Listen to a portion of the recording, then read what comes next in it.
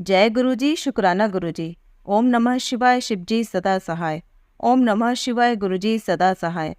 संगत जी, आज हम आपको एक आंटी जी का सत्संग सुनाने जा रहे हैं, जिन्होंने सत्संग अपनी आवाज़ में रिकॉर्ड कर कर भेजा है। तो आइए संगत जी, सुनते हैं आंटी जी का सत्संग। ओम नमः शिवाय, शिवजी सदा सहाय। ओम नमः शिवाय, गुरुजी सदा सहाय। जय गुरु जी। संगत जी, ये मेरा दूसरा सत्संग है जो मैं शेयर कर रही हूँ। पहले सत्संग में मैंने बताया था कि कैसे मई के महीने में 2023 में मुझे गुरु जी मिले और उनके साथ मेरी जर्नी कितनी अच्छी रही। हर वक्त उन्होंने अपनी मौजूदगी का साथ दिया और अपनी मौजूदगी हर जगह उन्होंने मुझे फील करवाई। और जून में ही उन्होंने मुझे बड़े मंदिर दर्शन के लिए बुलाया था। प्रोफेशनली बहुत सारी चीज़ें प्रॉब्लम में थी, जिन्हें भी गुरुजी ने सॉल्व आउट किया। और कुछ चीज़ें ऐसी होती हैं संगत जी जो हमारे लिए कभी अच्छी नहीं होती, वो एक समय के बाद में हमसे वो दूर कर ही देते हैं। ये मेरा दूसरा सत्संग है संगत जी। और दूसरा सत्संग में मैं आपको बताना चाहूँगी कि जब मैं बड़े मंदिर से होकर वापस आ गई थी, तब कुछ समय तक जो मेरे अंकल जी हैं, मेरे हस्बैंड, उन्होंने बार बार मुझे ये बात कही कि तू पीएचडी करने के बाद भी फ्री बैठी है, कुछ नहीं कर रही है, तेरा कुछ नहीं होना है, कुछ नहीं होना, तू फ्री रहेगी हमेशा ज़िंदगी भर, ऐसे ही बेली बैठी रहेगी, कुछ नहीं करना है, कोई जॉब नहीं, कुछ प्राइवेट भी जॉब नहीं कर रही है तू। तो मैंने सीधा ही कहा, मैंने कहा ठीक है, गवर्नमेंट के थ्रू जो विद्या सबल योजना के फॉर्म आते हैं अगर निकलेंगे तो मैं भर दूंगी।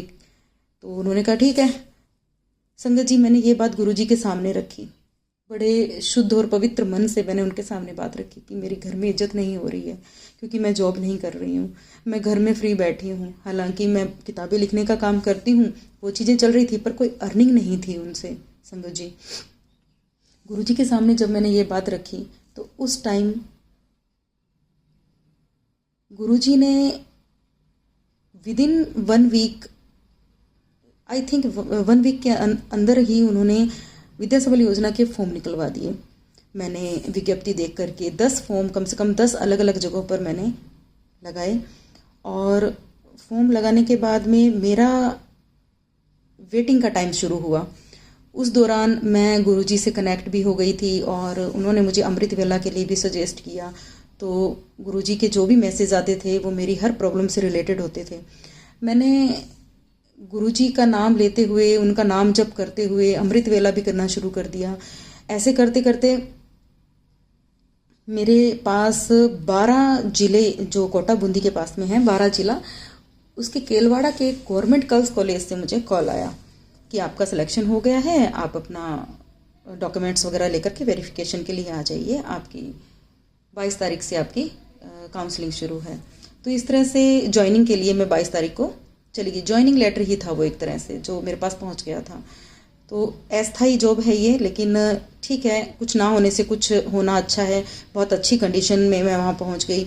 अच्छा, जाते टाइम पहली बार मैं उस जगह पर जा रही थी तो मुझे डर भी था कि मैं कैसे जाऊंगी, कैसे सरवाइव करूंगी अकेली ऐसे अनजान जगह पर। बहुत कम निकलना मेरा होता है। फिर भी मेरे मन में यही आया, मैंने गुरुजी के सामने फिर वापस वही अरदास की, गुरुजी मैं अकेली जा रही हूँ, आप संभाल लेना। मन में मेरी आवाज़ आई कि पुत्र मैं हमेशा तेरे नाल हाँ, तू कल्ली नहीं है, मैं तेरे नाल जा रहा, मैं तेनू लैके जाऊँगा, मैं तेनू लैके आऊँगा। संगत जी, बस में बैठी हूँ, वहाँ भी मुझे इतनी दिक्कत हुई क्योंकि एसी बस का कह करके, और उन्होंने नॉन एसी बस लगा दी और कहा कि आपको जाना तो इसी पर पड़ेगा। और नेक्स्ट डे मेरी ज्वाइनिंग थी और उससे एक दिन पहले ये सब चीज़ें हुई और मन डर रहा था थोड़ा सा, अनजान सी जगह है। गुरुजी ने जब अंदर मन में ये बोल दिया कि मैं तेरे साथ हूँ, तो मैंने हिम्मत कर ली जाने की। और 22 सितंबर को मेरी काउंसलिंग हुई और ज्वाइनिंग भी हो गई उसी दिन। मैं क्या देखती हूँ संगत जी कि मैं जब 12 पहुँची तो मुझे किसी धर्मशाला में रुकने के लिए मुझे मेरे हस्बैंड ने रिकमेंड किया था और बुकिंग करवा दी थी। मैं जब वहाँ गई, अंदर एंटर हुई, तो वहाँ पे शिव भोलेनाथ का मंदिर और इतना बड़ा शिवलिंग, मतलब जाते ही गुरुजी ने मुझे दर्शन दे दिए। यानी कि हर जगह अपनी मौजूदगी का एहसास करवाया। हालांकि उस दिन थोड़ा सा मेरे साथ थोड़ी प्रॉब्लम हो गई थी, मेरे फ्रेंड के साथ थोड़ी लड़ाई हो गई थी मेरी, लेकिन वो भी गुरुजी ने शाम तक सॉल्व आउट कर दी और मैंने सारी चीज़ें अच्छे से करके, और जिस गांव में मेरी ज्वाइनिंग हुई थी वो गांव तक मैंने देख लिया था। और वो गांव सीताबाड़ी के नाम से भी फेमस है। वैसे केलवाड़ा ग्राम है ये, एमपी के बॉर्डर पर है। बहुत अच्छी मतलब धार्मिक नगरी है वो। इस तरह से मैंने देख दिखा करके मैं वापस आ गई। गुरुजी जब मैं वापस आने लगी तो संगत जी बस के अंदर एक बटरफ्लाई मेरे पैरों पर बैठी हो। मैंने देखा कि वो हिल भी नहीं रही है, तो मैंने अपने पैर को भी नहीं हिलाया। पूरे रास्ते वो मेरे साथ रही, मेरे स्लीपर में रात के टाइम पे बटरफ्लाई। बहुत हैरानगी की बात है ये, और हर जगह मुझे उनकी मौजूदगी का एहसास हुआ साथ में जाते जाते। संगत जी मेरी जर्नी बहुत अच्छी रही। मैं अच्छे से अपना सारा काम करके घर वापस आ गई और ज्वाइनिंग हो गई थी। और मैंने ये भी कहा था कि मैं 10 दिन के बाद में कॉलेज जाना शुरू कर दूंगी। इसी तरह से मैंने आफ्टर 10 डेज़ वहाँ गई और क्लासेस रूटीनली मैंने शुरू भी कर दी। हर जगह पे मुझे उनकी मौजूदगी का एहसास, गुरुजी का नाम लेकर मैंने हर चीज़ करना। मैंने अपना तन मन धन अपना सब कुछ, अपने कर्म तक मैंने गुरुजी के चरणों में समर्पित कर दिए। अब वो अच्छा कराएंगे तो उनकी मर्जी, अगर बुरे कर्म भी होंगे तो कहीं ना कहीं मेरे पुराने कर्म काटने के लिए ही होंगे। जो कुछ है उनके चरणों में है, मुझे पता है। वो अपने बच्चों को कभी निराश नहीं करते, वो हमेशा अपने बच्चों का साथ देते हैं, हमेशा वो अपने बच्चों के साथ रहते हैं। और उनके हर जगह पे मैसेज आना, पुत्र परेशान क्यों है, मैं हमेशा तेरे नाल खड़ा। सारे साथ छड़ जाणगे पर मैं हमेशा तेरे नाल खड़ा। मैं तैनू कदे हारन नहीं देना, मैं तैनू कदे डिगण नहीं देना। तू मेरा पुत्र है, तू स्ट्रॉन्ग है। मतलब इस तरह के मैसेज जो मेरी पर्टिकुलर प्रॉब्लम से रिलेटेड थे वो मेरे सामने आते थे संगत जी। और एक बार मुझे सपना आया कि मैं मेरी डेड बॉडी मैंने देखी। मैं बिल्कुल मृत्यु शैया पे हूँ और मुझे उठा कर के मेरे सारे रिश्तेदार वहाँ, सब मेरे रिश्तेदार हैं, मेरे देवर जी, सब के सब, मेरे पति, मेरा बेटा, सब मुझे उठा करके लेकर गए हैं। और शमशान घाट मैंने देखा कि उसमें एक जाली टाइप सा कुछ बना हुआ है जहाँ पे सबको जलाते हैं। तो वहाँ पे उन्होंने मेरे शव को रखा और मैं खुद को आत्मा के रूप में देख रही हूँ। संगत जी कितनी बड़ी बात, मेरे लिए बहुत बड़ी बात थी उस टाइम पे। मैं खुद को देख रही हूँ कि ये मुझे कहाँ लेके जा रहे हैं। मैं तो यहाँ बैठी हूँ, वो क्या है, वो क्या है, यानी कि मैं मर गई हूँ तो मैं यहाँ क्यों बैठी हूँ। मैं खुद के साथ सपने में ही सवाल कर रही हूँ। और इन सब ने मुझे अग्नि दी, बेटे ने अग्नि दी और जला करके वो अपने शव को मैं जलते हुए खुद सपने में देख रही हूँ। और एक एक करके धीरे धीरे, पहले मेरे देवर जी, फिर धीरे धीरे जो भी रिश्तेदार आए, एक एक करके वो बाहर निकल रहे हैं। मैं वहीं बैठी हूँ, पास में एक पत्थर बना हुआ और एक तरफ से बैठने की सीटिंग भी अरेंजमेंट है छोटा सा। मैं ये देख रही हूँ कि सब जा रहे हैं। फिर मेरे पति भी चले गए। मेरा मन ऐसे सपने में भी घबरा रहा था, हार्ट बीट मेरी सपने में भी तेज थी। फिर धीरे धीरे मेरा बेटा भी जा रहा है। मैंने कहा यार ये लोग तो मुझे छोड़ के जा रहे हैं, मैं अकेली यहाँ शमशान घाट में बैठी हूँ। मैं उठ करके जहाँ और लोगों की सीटिंग अरेंजमेंट किया हुआ था वहाँ पे मैं जाकर के बैठी और मैं अपने शव को जलते हुए देख रही हूँ। इस तरह से अग्नि जल रही है, शव जल रहा है और मैं बैठी हूँ। मैंने कहा मैं अकेली हूँ यहाँ पे, मैं गुरुजी, मैं अकेली हूँ यहाँ पे। मुझे बड़ा अजीब लग रहा है, मुझे डर लग रहा है यहाँ पे, डर लग रहा है मुझे, मैं यहाँ बैठ नहीं पा रही हूँ। और तब क्या देखती हूँ मैं कि मेरे कंधे पर एक हाथ रखा जाता है और एकदम से गुरुजी ऑफ वाइट चोले में मेरे साथ में खड़े हैं, बराबर मेरे शव को देखते हुए कहते, मैं हमेशा तेरे नाल हां पुत्र, तेरे रिश्ते तेरे सिर्फ इस शरीर दे नाल ने, पर मैं तेरे मरे बाद भी नाल हां। ये इतना बड़ा सत्संग मेरे लिए था गुरुजी, इतना बड़ा सत्संग था सत्संग जी, संगत जी, कि मैं बता नहीं सकती। मेरी रूह कांपने लगी थी। मैं एकदम, जब उनका एहसास हुआ, गुरुजी का जब मुझे एहसास हुआ तो मेरी नींद खुल गई एकदम से। मैंने हकीकत देखी। मुझे पता है कि गुरुजी ने मुझे हकीकत दिखाई कि सब साथ छोड़ जाएंगे, मैं हमेशा तेरे साथ खड़ा हूँ। और वो मेरे साथ थे। मैंने उनकी मौजूदगी को अपने साथ देखा। जब मैं ज्वाइनिंग के लिए केलवाड़ा पहुंची तो वहाँ भी मतलब माहौल बहुत अच्छा था। सब थोड़ा सा स्टाफ में आपस में दिक्कत थी, लेकिन मुझ तक कोई भी बात गुरुजी ने नहीं आने दी। मैं जब वहाँ पहुँची, जब मैंने सामान वगैरह वहाँ पे एडजस्ट किया तो वहाँ पे ऑनर का कुछ सामान रखा हुआ था। संगत जी, मैंने सोचा कि यार ये कबाड़ है क्या है, आंटी को मैं देख करके बता देती हूँ कि ये आप हटा लीजिए यहाँ से। मैंने खोला, देखा उसमें पूजा का कुछ सामान है जो वेस्टेज रखा होता है। उसी में एक पारद शिवलिंग था। संगत जी, मैंने गुरुजी को एक ही बात कही, मैंने कहा गुरुजी मुझे ये शिवलिंग चाहिए पूजा के लिए प्लीज़, क्योंकि मैं स्वरूप लेकर गई थी साथ में। मैं पॉकेट स्वरूप भी हमेशा साथ रखती हूँ संगत जी। मैंने बस इतना ही कहा कि मुझे ये शिवलिंग चाहिए गुरुजी, लेकिन मैं ऐसे नहीं उठाना चाहती इसे, मैं ऐसे नहीं लेना चाहती, आप मुझे दे दोगे ये। मैंने वापस उसको यथावत वहीं का वहीं रख दिया। इतने में नेक्स्ट डे आंटी आई छत पे झाड़ू लगाने के लिए, जहाँ पे मेरा रूम बना हुआ है। तो मैंने आंटी को कहा, मैं कि आंटी इन बॉक्सेस में आपने क्या रख रखा है, क्या देखो खोल के। तो मैंने वापस उसको खोला और मैंने कहा आंटी इसमें तो पूजा का सामान है। तो उन्होंने कहा ये वेस्टेज है, किसी को दे दूंगी मैं। तो मैंने कहा आंटी इसमें एक छोटा सा शिवलिंग भी है, क्या मैं वो रख लूँ? आंटी ने एकदम कहा हाँ हाँ क्यों नहीं, ये तो अच्छी बात है, उल्टा रखो, आप पूजा, अगर आप पूजा करना चाहते हो तो आप शिवलिंग रख लो। उसी वक्त मेरी इच्छा पूरी हो गई। मेरी डिज़ायर थी कि मैं शिवलिंग रखूं वो, और वो शिवलिंग मुझे इस तरह से आंटी के थ्रू ही प्राप्त हो गया। गुरुजी ने मेरी इतनी बात सुनी, मेरी छोटी छोटी बातों को इतना सुनते हैं। और उसी दिन थोड़ी सी टाइम के बाद में आंटी ने नीचे गए, जब आंटी कहती कि ये सफ्टीक का भी एक शिवलिंग है, मैंने ऑनलाइन मंगवाया था, पर नीचे 2 शिवलिंग ऑलरेडी है, तो 3 शिवलिंग की पूजा कर नहीं सकते, तो एक शिवलिंग आप रख लो और आप मेरे भोलेनाथ की, महादेव की पूजा कर लिया करो। जाते वक्त आप वापस दे जाना, लेकिन तब तक आप सेवा कर लो आप। मुझे इतना अच्छा लगा, एक नहीं 2 शिवलिंग मुझे पूजने के लिए प्राप्त हुए। और जिस घर में मैं गई वहाँ भी मुझे वो भी भोलेनाथ के भक्त, वो भी शिवलिंग की पूजा करते हैं। उन्होंने भी इतना बड़ा शिवलिंग उन्होंने अपने घर में स्थापित कर रखा है बाहर की तरफ, और उनके भी रोज़ मुझे दर्शन हो जाते। गुरुजी ने अपना ही स्थान मुझे रहने के लिए दिया। उस घर के लोग भी बहुत अच्छे हैं, स्वभाव से भी बहुत अच्छे हैं, हेल्पफुल हैं, सब कुछ अच्छा ही अच्छा है। कोई दिक्कत नहीं हुई मुझे वहाँ रह करके, कोई प्रॉब्लम नहीं हुई। घर भी मुझे इतना पास में मिला कि वॉकिंग डिस्टेंस पे मेरा कॉलेज है, 50 कदमों की दूरी पर मेरा कॉलेज है सिर्फ। और इस तरह से मेरी जॉब भी इतनी बढ़िया तरीके से चलती गई, सब कुछ अच्छा रहा, सब कुछ बढ़िया रहा। यहाँ के जो प्रभारी हैं वो भी काफ़ी हेल्पफुल हैं, कोई दिक्कत नहीं आने दी वहाँ पे। इस तरह से मेरे दिसंबर तक का समय बीता। आज दिसंबर 30 है, 30 तारीख है, तो मैं आज अपना ये सत्संग रिकॉर्ड कर रही हूँ।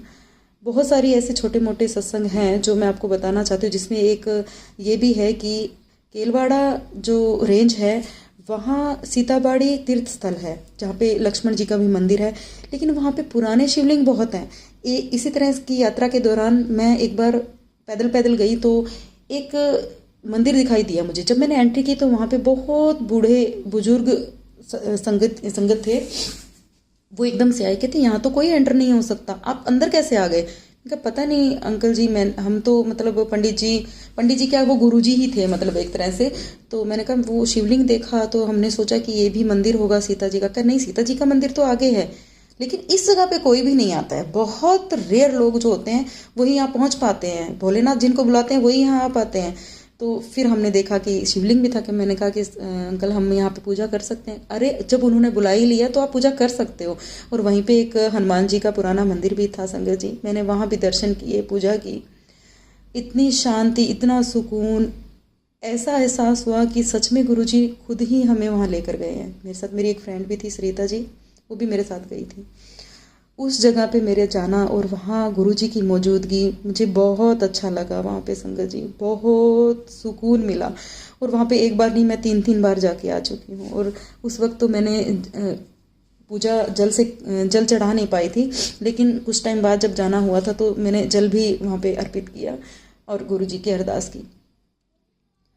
इतना पुराना मंदिर, यानी कि गुरुजी ने शिवलिंग के रूप में मुझे वहाँ बहुत जगह दर्शन दिए। इसी तरह से एक और मंदिर था जो मतलब बहुत प्राचीन काल, कहते हैं कि 400-500 साल पुराना मंदिर था, जिसे तोड़ दिया गया था आक्रांताओं के द्वारा। तो उसके अवशेष भी वहाँ पे पड़े हैं। तो जैसे तैसे वहाँ भी जाना मेरा हो गया। जब वहाँ मेरा जाना हुआ तब इतने बड़े नंदेश्वर महादेव मंदिर के नाम से वो फेमस है। तो वहाँ आर्कियोलॉजी डिपार्टमेंट ने भी वहाँ पे अपना बोर्ड लगा रखा था सर्वे के लिए। उस मंदिर में जाकर के भी मुझे इतना सुकून मिला कि गुरुजी सच में कहाँ कहाँ मुझे अपने दर्शन के लिए बुला रहे हैं, कहाँ कहाँ मुझे अपनी मौजूदगी दिखा रहे हैं कि मैं तेरे साथ हूँ। तो यहाँ प्रदेश में अकेली नहीं है, मैं हमेशा तेरे साथ हूँ।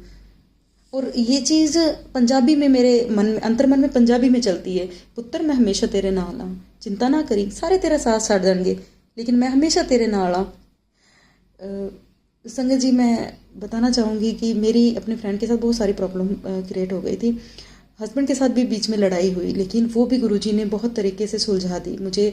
मैं जैसी थी वैसा ही मुझे उनके सामने रख दिया, उन्हें यकीन हुआ, सब चीज़ें ठीक हो गई। हम दोनों के बीच में भी जो प्रॉब्लम हुई थी वो भी गुरुजी ने सॉल्व आउट की।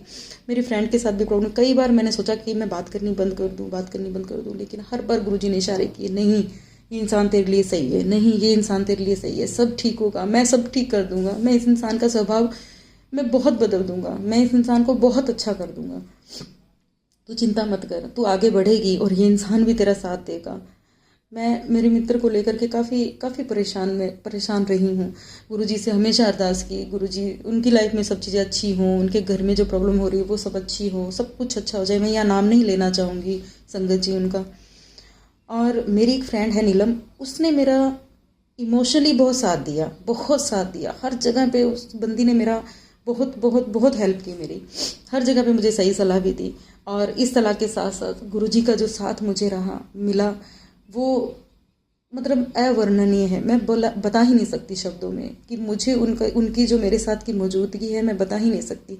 बीच में जब छुट्टियां हुई थी दिवाली की, तब मैं गई, तब भी जयपुर की कोई सत्संग मुझे पता नहीं थी, लेकिन उनका भी मुझे पता चला। और यहाँ जो मेरा 19 तारीख को मेरी एनिवर्सरी थी, उस दिन भी एक सत्संग में हमें शामिल होने का मौका मिला संगत जी। वहाँ पे मुझे पहले दिन ही सेवा का मौका मिला, मुझे बर्तन मांजने की सेवा मिली थी, बर्तन साफ करने की, और वो मैंने सेवा की। मेरा अंतर मन शुद्ध हो गया उस सेवा से, बहुत अच्छा फील हुआ। और जब हम वापसी आने लगे तो वहाँ के जो ऑर्गेनाइज़र थे, जो अंकल जी थे, आशीष जी, उनको मैंने बस ऐसे ही कहा, मैंने कहा कि मुझे लॉकेट स्वरूप मिलेगा अंकल जी? तो उन्होंने कहा नहीं, शायद ख़त्म हो गए हैं, पर फिर भी मैं देखता हूँ, मिल जाए तो। उन्होंने ऐसे करके वो वापस ऊपर गए और उन्होंने ढूंढा और वो लेकर आए। संगत जी, उस वक्त मुझे इनाम के तौर पर गुरुजी की आशीर्वाद, ब्लेसिंग के तौर पर मुझे लॉकेट स्वरूप मिला। मैंने वो ग्रहण किया। उनका आशीर्वाद मैंने हमेशा अपने पास में रखती हूँ, हमेशा अपने पास मैं पहन के रखती हूँ उन्हें। और हर जगह पे उनकी मौजूदगी मुझे दिखाई देती है, उनकी आवाज़ मुझे सुनाई देती है। मैंने वहाँ पे अपने रूम में, जहाँ मैं जॉब करती हूँ, मैंने करनी माता का एक स्वरूप रखा हुआ है और गुरुजी का स्वरूप रखा हुआ है। करनी माता तक की मुझे आवाज़ गुरुजी ने दिला दी है, सुना दी है। मतलब जिन देवी देवताओं को हम पूजते हैं, उनका भी सानिध्य हमारे गुरुजी हमें महसूस करवा देते हैं कि वो हैं आपके साथ में। ऐसे ही एक बार मैं इनको नमस्कार करके और कॉलेज के लिए निकलने वाली थी, जस्ट मुझे करनी माता की आवाज़ आई कि चिंता मत कर, जो मैं तेरा कुछ भी नहीं बिगड़ने दूँ। मतलब मारवाड़ी में कुछ था कि मैं तेरा कुछ नहीं बिगड़ने दूंगी, मैं सब कुछ अच्छा कर दूंगी तेरी ज़िंदगी में, चिंता मत करना। और पीछे का दरवाज़ा जो खुला छोड़ दिया है वो बंद कर। मैंने लिटरली देखा, मैंने कहा यार ये मन में ऐसे ही आवाज़ आई होगी, पर जब ये हुआ ना कि पीछे का दरवाज़ा खुला छोड़ दिया है तो विनय बंद कर, मतलब इस तरह से आवाज़ आई। तो मैंने देखा सच में वो दरवाज़ा खुला था। मैं भाग के गई, मैंने दरवाजे को बंद किया। 2 दरवाजे थे उसमें, एक छत की तरफ खुलता है और एक सीढ़ियों की तरफ। मैंने वो दरवाज़ा बंद किया और शरीर ऐसे कांपने लग गया कि सच में ये चीज़ है, क्योंकि मैं तो भूल ही चुकी थी दरवाज़ा कोई खुला भी है। मैं माता रानी के चरणों में बैठ गई थोड़ी देर। मैंने कहा माँ आप मेरे साथ हो, मुझे इस चीज़ का भी एहसास हो गया, इससे बड़ा क्या है, आप हो तो मेरी सारी चीज़ें ठीक हो जाएंगी। एक वक्त के साथ उन लोगों को भी एहसास होगा जो मेरे साथ गलत कर रहे हैं, गलत किया है, उन लोगों को भी मेरे होने का एहसास होगा, मेरे महत्व का एहसास होगा, और मेरे अंतर मन की जो भावनाएं हैं उनका भी एहसास होगा कि मैं क्या हूँ और क्या नहीं हूँ। इतना कह के मैं कॉलेज के लिए निकल गई, क्योंकि हमेशा यही कह के निकलती हूँ, माँ मेरे साथ रहना, गुरुजी आप मेरे साथ रहना। और मुझे हर जगह पे उनका उनका उनका आभास होता है, क्योंकि हम जिस भी देवी देवता को पूजते हैं, गुरुजी उन्हें भी हमारे साथ ला देते हैं। सबसे बड़ी बात यही है, आप किसी को भी पूजें लेकिन उनका सानिध्य भी आपको मिलेगा अगर आप गुरुजी से कनेक्ट हैं तो।